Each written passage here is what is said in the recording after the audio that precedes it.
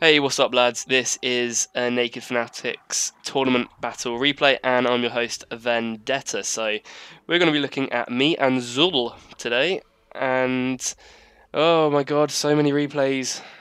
There we go. That's the badger. So, I think this is week 3 battle? I'm not entirely sure.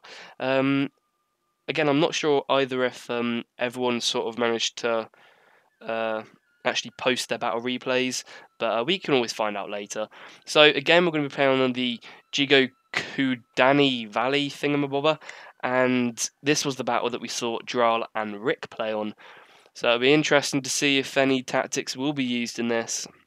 And I think you'll find there'll be some pretty good tactics. Oh, what a good transition there. So this is going to be my army, and this is going to be Zuhl's. So what has Legendary Vendetta brung? He has bought some Naginata Warrior Monks. He's bought 2 of those guys, the Silent Winds and the Defense Blossom. They've got some good stats, that 17 melee attack and the 14 defense. He's then also got his first, second, and third. Why am I speaking from third person? he's got 3 Katana Samurai. They've all, I think, got 20 melee attacks. That's pretty beast. He's then also got Captain Cabinet, which is going to be my general. Stop talking in third person. I've then also bought some Yari Cav and then a Fire Cav, so they've all got good stats as well, good charge stats and some decent melee. So what Zuhl rang, you're asking? Well, he has got some Bow Warrior Monks, which is going to be good because I have bought no skirmishing troops, so we can definitely hold the skirmishing power. If you hold the skirmishing power in a match, you're going to be the one that dominates the game. The game is basically going to be played on your terms because obviously if they sit back, you can just pepper them with arrows, you can kill them off really, really easily. But if they've either got that alternative or they can just charge at you outright. So there's 2 kind of strategies they can play if they haven't got the skirmishing power, and that's something that is going to have to be kind of bared in mind. He's also got some Naginata Samurai, so he's got I think 2 of those guys. Yeah, he's got 2 Yari Sam, 2 Naginata. He's got an Odachi unit, and I think 2 Katana Samurai as well, along with Gozen's Heim heroines. So they're looking pretty fearsome, if I may just say so. And then he's got Zuhl, which is going to be his general. So what is his general? I think he's only a 3-star general or 4-star. I'm not entirely sure. I think Zuhl is fairly new to the game. I think that's what someone was telling me. And Great Lord was also spectating this bout at the time of play, so a bit of a shout out to him. So if I'm honest, in terms of stats, I'd probably say it was favouring my army purely because my guys are really, really vetted up harshly, and I think this is all Zulbrang. I'm not entirely sure, but obviously my main issue is that this hill. Basically, as I was saying in the previous video, this hill is going to pretty much create, or these hills are going to make some interesting tactics, and it's really going to have to force me to think because he is holding the skirmishing power. And what was I saying a moment ago? If the other player is holding the skirmishing power, you've got no other option but to run forward and charge them. Because if you sit back, they're going to just pepper you. And he's got a superior position. He's not going to be getting off this hill for anything, but he needs to make sure these guys are not isolated.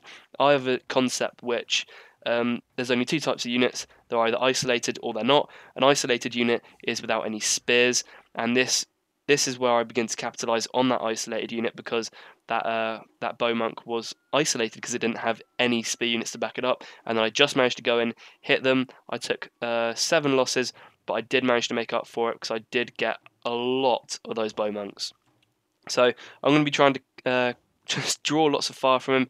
Again, he doesn't seem to have learned. He needs to make sure he supports these units with some spears, and I'm going to be engaging his Katana Samurai. Again, this is an isolated unit. He pulls down his Yari Sam, and I hit his general right in the centre. Oh crap, why am I putting this in fast forward? We need to look at this in real time. So I go in and I smack his general. Good amount. And what I'm doing is I'm microing my cav very well. I like to think of myself as a cav player, and again I'm just hitting all those really soft targets. So I'm hitting his general, I'm hitting his sword units. If you can get a charge on Nodachi, they're going to be rendered useless because they have got that 1 melee defense stat.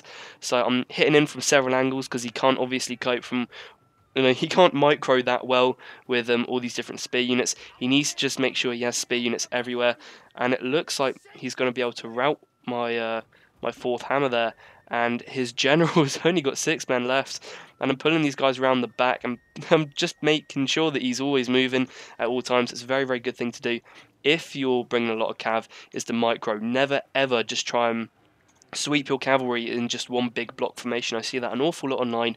What you want to be doing is separating your cavalry, splitting up your opponent's attention into several different areas. And see, again, there's a bit of a lapse on his part. I managed to get at his general again. I managed to hit his katana samurai again. And meanwhile, I've also got my army up here, and they've had a nice, clean, easy run up, as his bow units have not been in any sort of position or any state to actually pepper me as I'm walking up this hill, which was going to be my main problem. You know, the reason I didn't engage immediately was because I couldn't afford for those bow units to hit me as I was walking up the hill. And my monks have led the charge. They've run in and they've done a war cry. Again, what we were talking about with Dral and Rick, he didn't do the war cry, and this is what can happen. So I think I killed his general with a cav unit. And then what I've managed to take him apart, charge in my monks, and I've done a war cry, and immediately these guys have broken up. And these Gozainheim heroines are going to be fighting their monkey brethren, and it looks like I have managed to pull out a heroic victory. So very, very good game to Zuhl. I definitely had to work hard for it. There's no question of that. But yeah, good game, and I hope you've enjoyed, and we'll go off to the results screen. Hello guys, and we're back. So it looks like I did bring 200 less men than him, but obviously the quality would have outweighed the quantity. I did only take 210 losses. I think that was mainly down to my cavalry, but of course when we did charge up the hill, I think we did have a few units which did take some casualties as a result, and I think the cavalry really did a lot of the chopping for me, but then I think the sort of infantry just had a sort of mopping up job. And there we go, Defense Blossom kicking in at 120 kills, so easily maxing out. They're leveling their own deployed unit, so that's a worthwhile unit to bring. The Fire Cav did their best. I think the cavalry really did win the game for me. Managed to split his attention, managed to get in at the soft targets, hit the bow monks so they couldn't actually fight me when I was running up the hill. I took out his general, which then made me war cry, and I managed to rout his army very, very quickly. Even Captain Cabinet managed to pull off 2 kills, even if he did have 7 losses. But hey, you know, you've got a leadership general. You're gonna have to pay with that. There's no doubt she did pretty decent, but unfortunately, I think it was because they did get charged, which made them lose twice what they killed. Overall, he should have probably noob boxed himself. That's always a nice idea to do, and never ever isolate units. He should have let me come to him. Me come to him? Yeah, that way around. Because he had the skirmishing power. He could afford to sit there. He had enough spears to protect himself from any sort of cav units. Put himself into a noob box or some sort of noob triangle. You know, basically boxing himself out with spear units, and then having all of his sword units and his bow units in the centre. Because that would have protected all of him from any cav charges. And also it would have forced me to march up towards him uphill whilst getting shot by bow warrior monks. So that's really the tactic he had to play. But it was a very, very good game. It made me work hard, no mistake about that. And I hope you've enjoyed. This is Legendary Vendetta, and bye for now.